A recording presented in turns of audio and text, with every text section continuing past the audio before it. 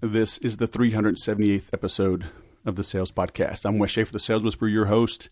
If you missed 377, go check it out. Liam Austin. We talked about making a lot of money and building a big list, doing virtual summits. I was a little torn on it, but he made a compelling argument that summits are alive and well and a valid way to make a lot of money and build a list, even if you're a local business owner. And we talk about how to do that, even if you are, quote unquote, just a local business person. So go check that out, okay? Coming up in number 379, we've got Jason Linett. He's the author of Work Smart Business, Lessons Learned from Hypnotizing 250,000 People and Building a $1 million Brand. So we got into some cool things, talking about sensory states and placing the ownership on the other party, all right, the old WIIFM. Talked about being positively cynical, so a lot of good stuff in that episode. So you are in for a treat. Today we've got Mr. Vince Bisi. We get into sales at scale. All right, we're going to be talking about why you need to solve a problem to succeed in business. It sounds like a duh, but people overlook that so much. We get into whether or not the customer is always right and how to handle that. So you're in for a treat today. And as always, you're in for a treat. You can be in for a treat every hour of every day, except when I'm sleeping. All right, got to sleep. But hey, other members are around the world and they're not sleeping. They could help. So you are in for a treat every hour of every day when you join the 30-Day Sales Growth Program, 30daysalesgrowth.com. I keep adding new content, totally updating the original 30-Day Sales Growth Program, so you get all of that.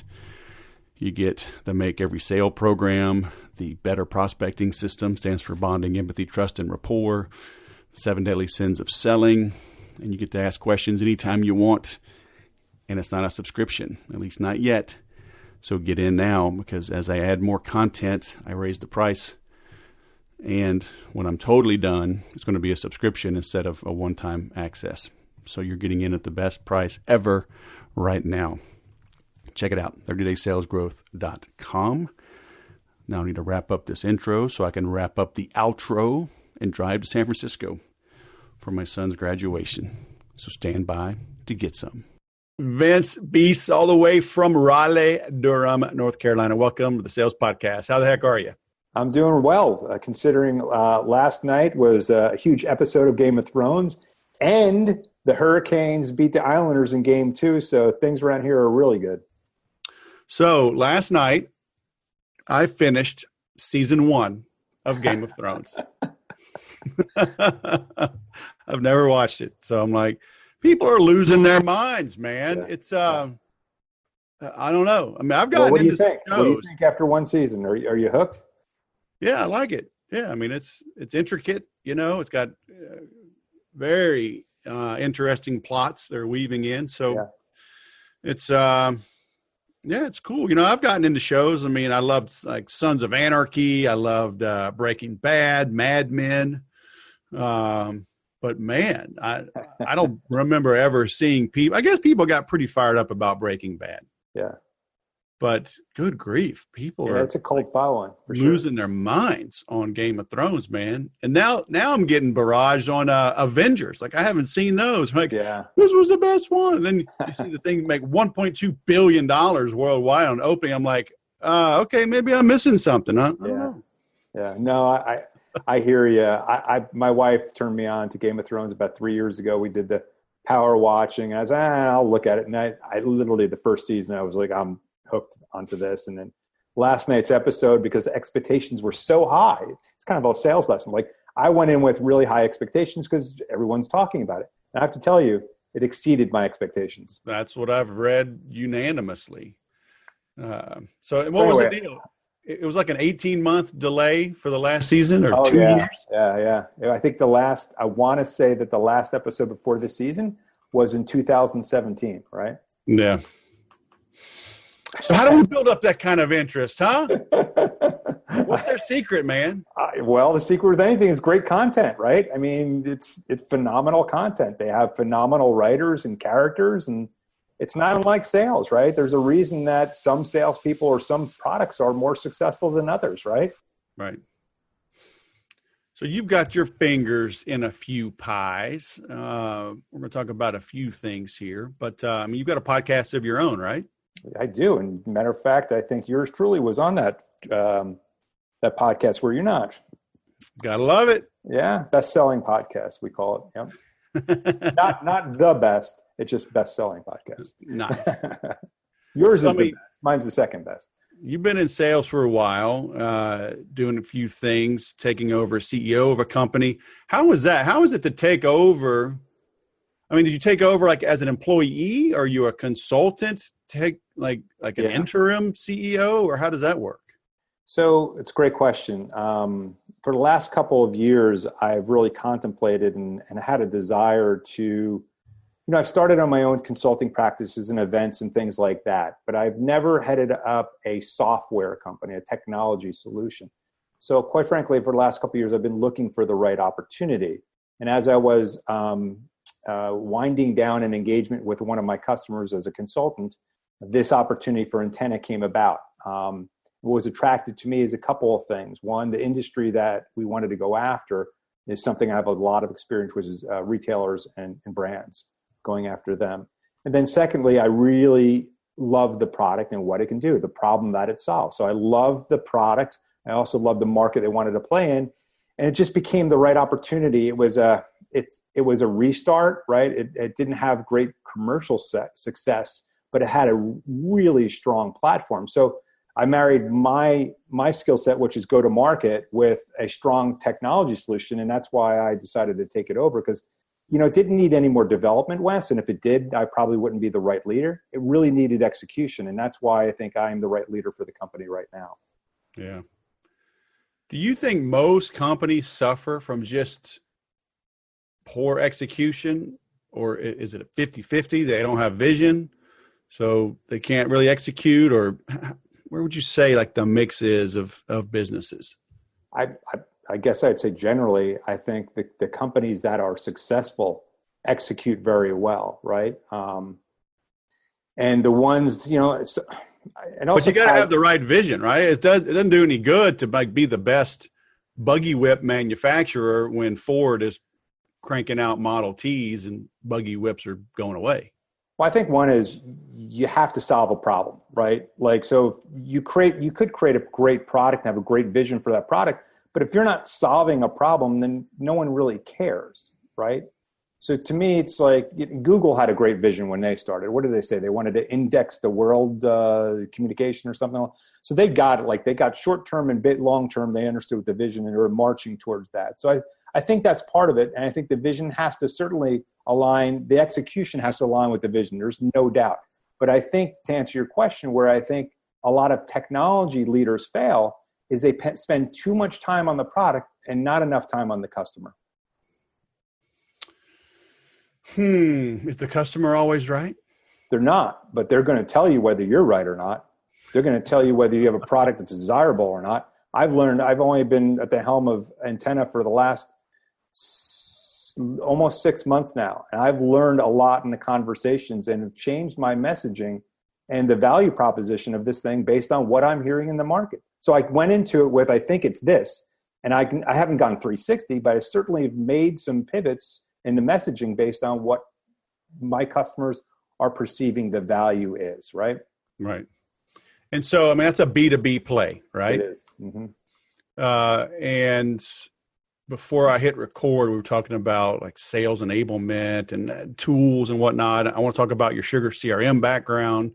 I've done a lot with CRMs over the years, but you're kind of talking about how like sales enablement is making salespeople more efficient at reaching out to prospects, right? But the result is a lot of noise. The consumer, the prospect is overwhelmed with efficient salespeople sending them a lot of information.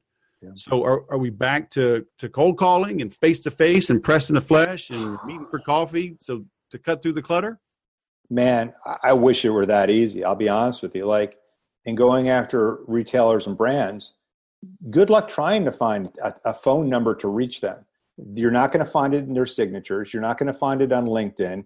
You're not going to find it on their website. You'll get a corporate phone number. When you call that corporate number, right, they'll say, send an email. They'll say there is no published number for them. So they've done a good job of saying, you know what, enough of your phone calls. I don't want them anymore. There isn't a corporate number for a lot of these folks. Again, in retail and brands, I can't speak to all industries, Wes. I'm specifically pointing that one because it's the one I'm focusing on right now. Yes, but if I can get in touch with them and have a one-to-one conversation, one human being to another, at minimum, I can see if at least there's a fit or not, right? I'm not looking to waste their time. I don't want to waste my time.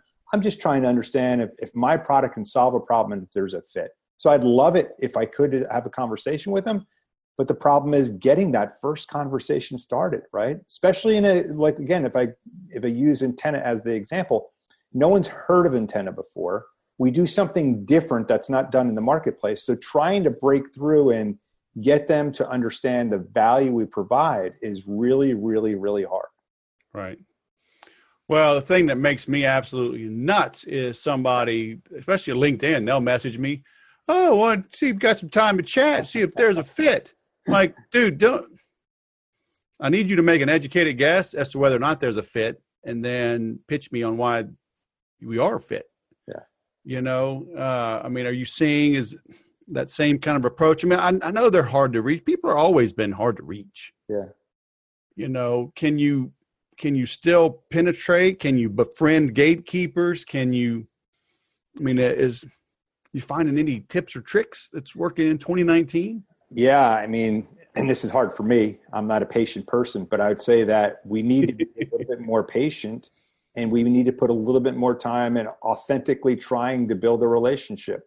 So what I'm finding a little bit of success is being very specific in who I believe are the key players at companies I would like to do business with. And I'll pick them out and I will send them an authentic LinkedIn invite as to why I'd like to connect. Not overselling, just simply stating something to the effect like, I saw that we're in the same industry. It'd be great to start a conversation if you're interested, blah, blah, blah. And I will tell you, I get a very high acceptance rate. Now, number two, I don't immediately then after they accept my invite say, hey, blah, blah, blah, and I don't jump all over them. You got to let time go by and be more subtle. Like to your point, like I'm not going to ask you for 15 minutes of your time just to have a conversation, right? I'm going to be more gentle and suggestive, or maybe give them information to let them build into it, right?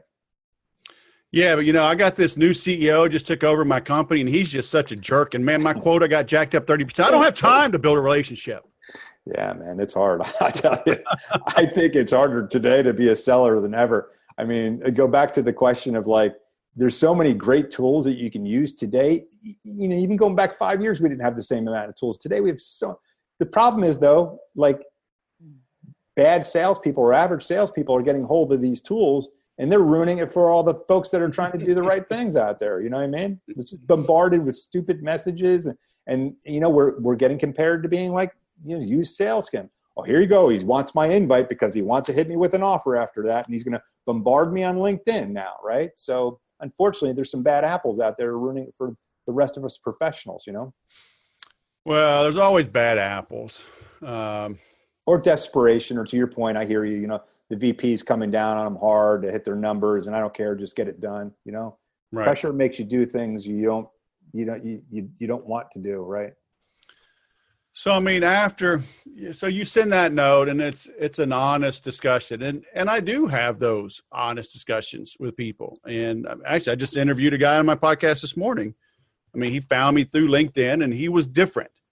It wasn't the same cheesy, predictable, bad content, right? He had good content. Why is that so hard for people to internalize and apply? Gosh, I don't know. But thank God there isn't anybody. Thank God that everybody's as good as you and I, right? It would make our jobs a lot harder, wouldn't it? I think it comes down to experience, and I think it comes down to common sense, and I think it comes down to, I always take it this way, like if I were in that person's shoes, what kind of message would what would resonate with me, right? I always try to put myself in their shoes, right? And be respectful of that. and not waste their time. And look, I think at some point you have to add value as well. So if you're not providing value in these messages or outreach or follow up, then who cares, right? I mean, if you're constantly asking, you have to give, right? Well, for sure. Are you giving scripts to your salespeople? Are you like giving them very tight boundaries to work within? Do you give them more flexibility, enough rope to hang themselves? I mean, how do you find that message or the approach for the company, to put their best foot forward? Well, so let's be clear today, I don't have a sales organization at Antenna, but as I was a sales manager, CRO, look, I believe that you need to train your salespeople and continuously train your salespeople. I wasn't a believer in here's the script, memorize it and say it. You have to be authentic. And if someone's just reading from a script, it sounds like it's scripted and it's going to come off as it's scripted. I think you have to know your content. So I like to emphasize understanding your own product, right? The value of your own product, and tell stories. To me, the most important thing is telling stories of how your customers are having success. Your sellers should know verbatim all the success stories and should be success stories that are very relevant for the prospect you're going after. They really care about your customers. They don't care about you or your company or your product. They care about what that product is doing for folks that look like them. So it's storytelling. It goes back to that, right? Those who can tell a better story that sounds authentic and genuine will, I think, do themselves a world of good and their company a world of good as well. Yeah. I mean, I know if they are sounding like a robot, that's no good. Yeah. And I should say, can I just say one thing before Sure. you get into it? I'm talking about enterprise sales, mostly B2B enterprise sales, which is a little bit different than, telesales. I get that needs to be more scripted. So I'm not saying it's a bad idea, but in enterprise sales, right, they're longer conversations, more in depth, a longer period of time. Scripts aren't going to be that good for you, right? It's not going to really help you. Well, you can't script out 37 interactions, but you can maybe script out the first one or two, right? How do you get your foot in the door? How do you keep some rogue salesperson from, just going off the reservation and just, saying crazy stuff that they shouldn't be saying? Like they say your canary mouth or your alligator mouth overloads your canary ass, right? Your guys get in trouble. So, so it sounds like, though, you give a lot of freedom and leeway to the sales team. And coaching. So I think that's important. Again, with the influx of all these tools, there's lots of tools where we can listen live or listen after and provide the right amount of coaching to feel as though they're, look, I don't find enterprise sellers that get paid a ridiculous amount of money.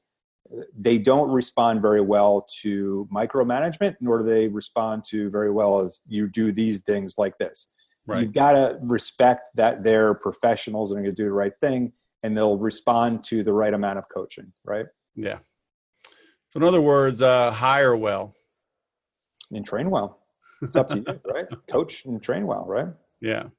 You were in the military, right? You don't just train a soldier once and say, go for it, and never provide training thereafter or instruction thereafter. It's an ongoing thing, and it's your responsibility to make sure these people are, out there doing the responsible thing, the best thing for your company and your brand, right?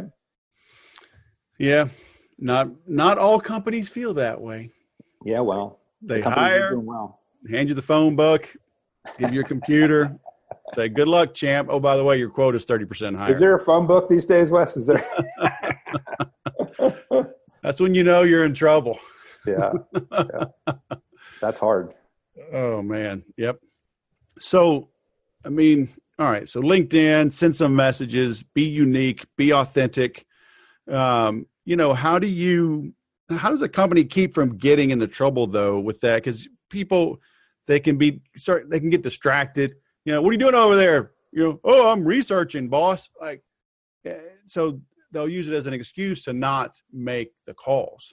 So when you talk about tools that are recording and whatnot, so it's kind of like the old adage of you gotta inspect what you expect, huh? Yeah, I guess it comes down to me. It's not as much as the amount of activity. It's about the outcomes. Are you starting opportunities? Are your opportunities moving through the funnel as they should, as trending says? And are you closing deals, right? Like, whether it be you're making more calls or sending more emails or more touches, whatever it is, I don't get caught up into that specific, again, enterprise sales. I get caught up into, do you understand your deals? Are you able to move your deals along at a pace where you're going to hit an appropriate money number that we expect? Now, the other conversation we can get started with is quotas, because quotas are, boy, some companies, it seems like just a guessing game, right? Like, hey, your quota is 1.2 million. Well, why? Because it was 1.1 last quarter. So now you know what I mean? And sometimes there's no rhyme or reason, which again, creates the wrong behavior. Again, what I want from my sellers is that they feel good about what they're doing. They feel as though they're contributing. They feel that they're winning, and they feel that they're making progress, right? The last thing you want is a hitter to go up to the pitcher and feel like, oh man, I struck out the last 3 times. And you need to come into it with some confidence. You need to give your sellers some wins. And if it's just like you got to make 100 calls a week and they only hit 50, they're not going to feel good about what they're doing, even if they're really trying hard. So I measure outcomes as opposed to specific number of activity. I think it's easier to track sometimes, or it's at least easier to measure, right? Right. Does that make sense? Yeah, but it's just like, I mean, I deal a lot with smaller businesses, and I tell them manage activity and pay on results. Mm-hmm. Because if you get, a lot of times what I see is somebody gets to the point, it's March 15th and they're 30%, 40% off their quota for the quarter, and they got 2 weeks to go. And now the boss is breathing down their throats, but they haven't really given them any help for the previous 10 weeks, and if they had managed activity, if they're making a certain number of calls, if they're saying the right things on their calls, if they're knocking on enough doors every day, things are going to start happening. Because if you got a professional, things are moving along. They just kind of know inherently how to keep things going. But those mid-tier people, I mean, sometimes they just don't know, right? They got to be groomed, and they don't have enough outcomes to go back and deconstruct and break it down and replicate, right? So where's that mix between, managing the daily activity versus sitting back and making sure, are things on track? I think it's preparation too, right? Like, so the best sellers are always prepared. The quarter closes, they closed a bunch of deals at the end of the quarter. I put them over their number. They know going into the next quarter that, boy, I'm going to be light on my pipeline now because I just fortunately closed 3 deals to surpass my quota. So I can't take the first month of the quarter off the next one because I'm now back. Like, and an average seller or below seller would say, I had a great quarter, I'm celebrating, woohoo. And then they take the first couple of weeks off, and guess what?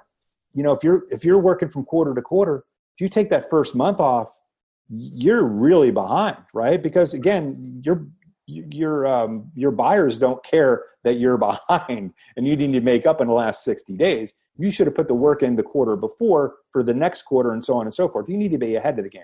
And again, that comes back to preparation. And I do think that being prepared is also part of the manager's responsibility to make sure that their sellers understand how to prepare and to not just play it one quarter at a time. Again, the best sellers are playing, here's first quarter, here's second, third. They're lining their quarters up to be prepared. I honestly, and this is going to sound arrogant, but I don't mean it to sound arrogant. When I was a sales VP, I honestly never sweated an end of a quarter because I knew what was going to happen, good or bad, before that quarter happened.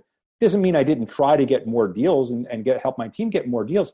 But at the end of the day, if I did what I could to close the quarter, that's all we can do, right? But if you take a month off, you're screwed. Yeah.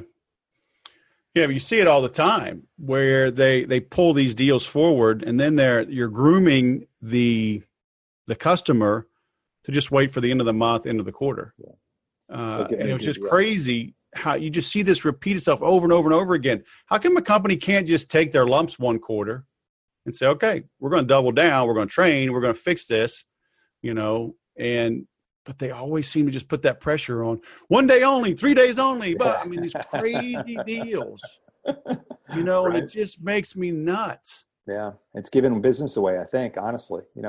What's the difference between in 1 day, right? Like, so you don't sign it the 30th, you sign it the 1st or the 5th. How much I'll tell you this, the company doesn't care. Now, if you're a publicly traded company, there's numbers you got to hit and all that stuff. But at the end of the day, if you're really marching to an annual number, so if you're in enterprise sales, quarters are important. Don't get me wrong. But at the end of the day, I have an annual number I need to hit. As a manager, I'm typically going to be evaluated based on how we did for the year, not how we did for a month or 3 months or 6 months, how we did for the year. Yeah. So it's a little bit more strategic thinking. And I think I might be able to do less deals and surpass my quota because I gave less away, or I was able to get a longer term because I took a more strategic approach, right? Yeah. I don't like giving stuff away. It's just, it cheapens your brand. It says a lot of bad things. Now, don't get me wrong. You have to do some things and have flexibility in getting deals done. But that whole thing you were talking about of like 3 days, 1 day, they see through that BS, right? And they take advantage of you, right? Well, they do. And, but people, I don't know, I just see it so often. It's just crazy. Do you train the top salespeople as much as the bottom? Do you ignore the top salespeople and just let them keep doing their thing as long as they're at the top? Do you ignore the bottom people and say, let them either figure it out and grow up or leave? I mean, how do you? Yeah. First distinction, I never saw myself as a trainer. I would say, I'd take your question and just trade out training to coaching. And I'd say just like a football coach would, you have to train every player, and you just have to coach different players differently based on what you think is going to help motivate them, right? So I think you have to customize it and tailor it based on the person you're trying to help grow and mentor along, right? Right. One size fits all doesn't work again in enterprise sales. Yeah, that's what I was going to say.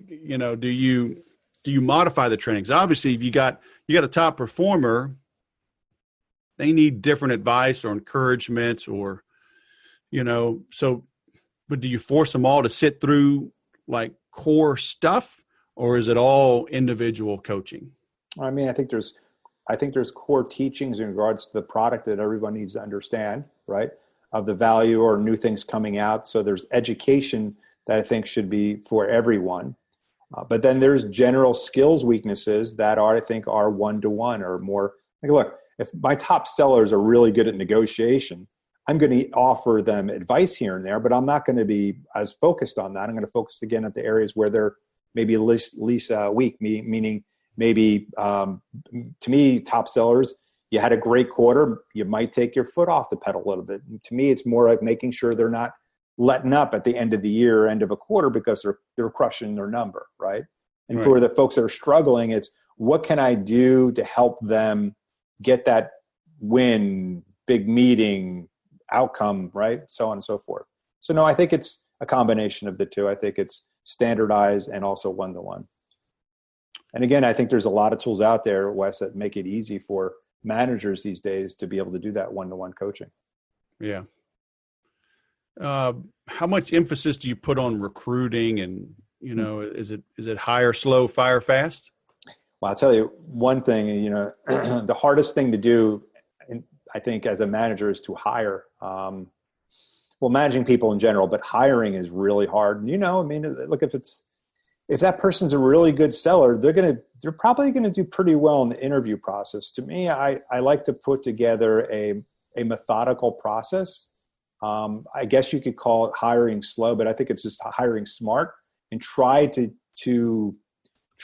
weed out the ones, or try to figure out where the candidate may not be a right fit. So there's different things. First of all, numerous people on your team, you can create an environment of team interviewing, meaning not a team just interviews person, but certain people interview the candidate. so you can get a different perspective.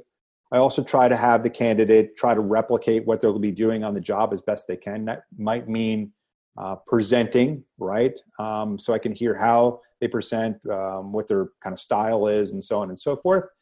And, to me, it's also like, again, great thing about LinkedIn is there's a lot of back channel you can do on people to see what they're really like in their real job and what they've been like, right? I mean, that's why it's, for young folks out there building a career, never burn a bridge, right? Because it can come back to haunt you, especially with the connection. So to me, I want to find out from people that worked with them, better yet, people that bought from that person, what they thought of that person.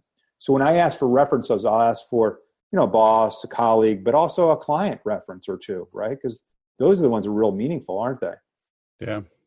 But it's hard. I mean, you never know until that person sits in that seat that first day or week or whatever it is, if you made the right decision or if they made the right decision. Yeah. So do you fire fast? Do you put them on a performance improvement plan and try to recover? Yeah. I mean, I don't know. I'll throw it back to you. Have you ever seen a seller come out of a PIP and do well after that? I did. Yeah. You mean you personally, or you've seen people? Okay. But I had a very non-loving relationship with my manager. I think he put me on a PIP just to be an ass. Because I was one of 3 guys, like out of 33 in the world, that made my number. But yeah. But you weren't struggling from a sales standpoint. There's other reasons. I find that the PIP is more of a corporate function than it is a true, let's see if we can help this person. I think you have to have honest conversations early on. If someone's starting to struggle or is not getting it in the first, whatever it is, 3 months, 6 months, you have to have those conversations. So there's no surprise. The last thing I want is if you have to fire fast, I don't want there to be surprises. I would like to have there been conversations, 2-way conversations. Here's what you're doing well. Here's what you need to improve upon, right? So if we have to have that difficult conversation, they're not like, what are you talking about? Where is this coming from, right? So, but, intuition for me, I can probably tell in most cases within 3 months is this person's going to be successful at this company selling this product. Yeah, for sure. And just listen to that little voice, huh? It's that and the results, right? Yeah. Yeah, but if something's not right, you can't ignore it. It's not going to just get better because you ignore it. Yeah. Certainly not. If your gut's telling you something's up, go inspect it. Don't just turn a blind eye. Because I got to imagine, especially now as CEO, right? You can't sweep things under the rug, right? You got to pull the rug out, shine the light, right? Where are we? The old adage, if you can measure it, you can improve it. Yeah. Right. But I mean, do people just ignore things, or they just hope it'll get better? And, maybe if I go focus over here and grow some sales over here, they won't notice this dumpster fire over here. I don't know. I think that one of the biggest traits, the best traits, is to be self-aware. I've always been pretty good at being self-aware myself. So I like to see people that are also self-aware and understand what they're doing right or not, or what they're good at and what they're not good at, and try to improve upon that. We're all human beings. We're not perfect. Sales isn't for everybody, as you know, right? It's just like, I'd love to have been, starting linebacker for the New York Football Giants, but guess what? I'm not, and I wasn't going to be. So I got over it and went on to a different path, right? And sometimes you might want to be in a sales career and you might ignore the signs, but maybe you're just not that good at sales, right? Yeah. So you're talking about like being self-aware. I mean, some of the best put together people I've ever known are salespeople, because they're good with people. They're good with reading the room, picking up on the dynamics, being a good communicator. But then I see a lot of times like CEOs or VPs, other executives are threatened by this good, confident salesperson. As a salesperson, if it feels like somebody's got it out for you, do you just change environments? You try to work the system, maybe get that person kicked out? I mean, because you just see it sometimes that they're just lacking in the confidence to coexist with that confident salesperson. The entrepreneurs, they just had to swallow their pride when they have a stud, just let them run. Yeah. Well, so I don't know if you're talking about like the superstar that's not getting along with folks, or the underperformer person that's just not self-aware. No, just like a good salesperson that's just, they got their act together, but it's a threat to maybe non-salespeople. That sounds like a culture problem to me, and that's bad too, right? Yeah, for sure. So if it's a culture problem and you're the salesperson, you could try to help improve that culture, but the culture starts from the top. So if the top's not looking to improve that culture and respect what you're contributing to the company, if you don't feel like they're appreciating that, then it may be time to move on, right? Because it's pretty hard for somebody in a sales role or anyone in a company to change the culture if it's not at the top coming down and fed all the way through the organization. And I will tell you, you probably worked at this too. There's some organizations that are very sales friendly, and there's some organizations that aren't sales friendly. And you're not going to work at companies that are always sales friendly, meaning, you're there, but you're not as appreciated. Sometimes you have to get over that and just do your job and contribute as best you can. Yeah. Amen. So where do we send people, man? Where do people go to learn more about you? To go to HBO. No, just kidding.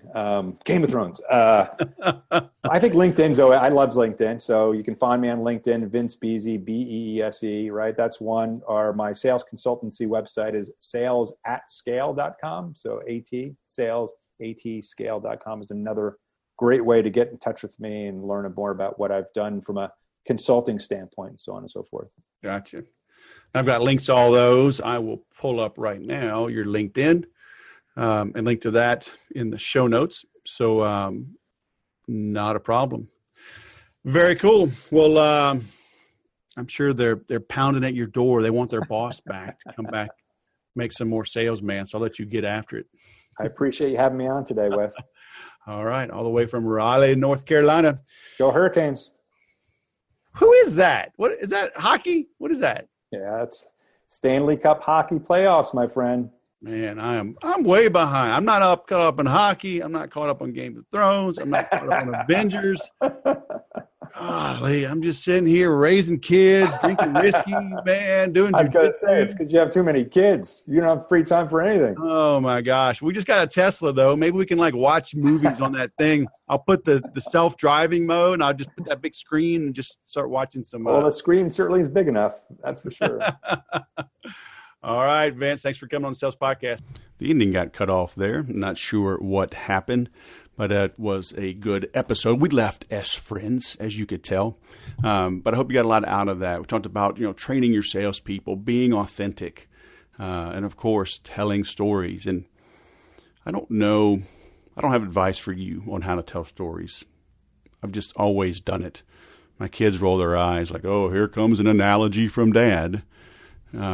But you do need to be aware of it. I think maybe watch more movies, read more fiction. I do read books on creativity. I read great writers. I study great writers. I still attend conferences and workshops from great marketers, great storytellers. So maybe that's my secret, right? Keep working on it. But for me now, it does come naturally. But I have tried to emulate people that I like. And what I tell everyone is notice what you notice. You need to detach and pay attention to what's going on around you. How do things jerk your chain? How do they stir your emotions? How do they get your attention? And take a moment and say, okay, am I part of my demographic? Are my clients the same as me, right? College educated, blue collar, do you work with your hands? You live in a big city, a small city, do you deal with single people, married people, baby boomers, millennials, right? Figure out what demographic you're in and who you're going after, and take notice of what you take notice. So that detaching is hard. That's why having a third party, a neutral third party, an advisor, a coach, a mentor, look in from the outside, it's so easy. I was working on my website. I was talking to you about last episode on westschaefer.com for my speaking, delivering keynote talks to sales organizations. And I hired an outsider, not a cheap outsider either. And he tore me apart for about an hour and 40 minutes. And everything was spot on. And it was so obvious once he mentioned it, I thought I was doing a good job. I was actually emulating his website. And then he tells me he's changing his website. But he's an established speaker. I'm looking to break into big organizations delivering sales keynotes specifically, not just a marketing keynote to an association. So I had to change what I do. I had to change in a big way. So getting that neutral third party to come in and take a look, it's just easier. You can't read the label from inside the bottle. So get someone that you trust, get someone that has experience in the area you're working on, not just your mom or your wife or your boyfriend. Okay, get somebody with experience in that arena for advice. If you need affordable advice, if you can't afford a high-dollar coach right now, check out 30daysalesgrowth.com. I'll answer those questions for you. And when you enroll now, you're locking in your membership. All right, no annual dues. You're going to pay one time and you're in. That won't always be the case. By the end of the year, it certainly won't be. So come join us, all right? 30daysalesgrowth.com. Please leave a 5-star review for the show, share it, subscribe. Now go sell something.